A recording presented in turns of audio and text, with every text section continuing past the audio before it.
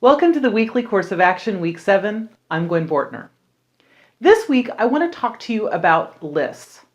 Now, when we think about productivity and improving our effectiveness, most of the time when we think about lists, we think of a task list. But that's not what I want to talk to you about today. Today, I want to talk to you about checklists. Now, when I say a checklist, I'm sure you know exactly what I mean. We've all used them for all sorts of things. But there's a way to use them in our businesses that make us so much more productive. Now, the reason a checklist helps your business become more productive is because it records information that you need to use repetitively without having to keep it in your brain.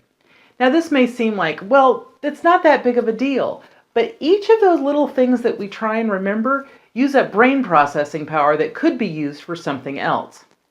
So let me give you an example that just happened to me a few weeks ago. I use a checklist for when I travel to teach.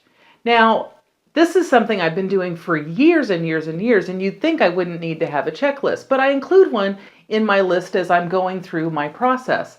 And it includes things like the class handouts, because heaven knows I need those, and my basic supplies, and some sort of contact information, whether it be a class catalog or business cards, and a few other similar kinds of items.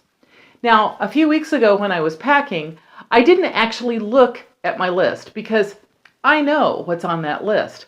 Well, as I was getting ready to go to bed the night before I was going to leave, I realized I had forgotten something. And that was extra brain power that my brain had to use to try and remember something that was actually on the list. If I would have just looked at it, it would have been so much easier. Now, the way that you can use lists effectively in your business is much like I use them in mine. Things that you're going to do repetitively on any sort of regular or sporadic basis, like my traveling.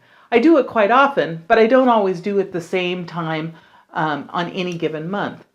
But even if I was doing it on a regular schedule, like my bookkeeping, I also have a list for that. What are the things that I need to do each time?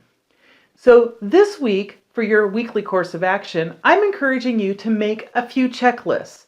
Think about the things that you do on a regular basis and make a checklist so you don't have to use your brain to try and remember what all of the steps are, and then just check them off each time you do it. You'll be surprised how much easier it is. And I'll see you next week on the weekly course of action.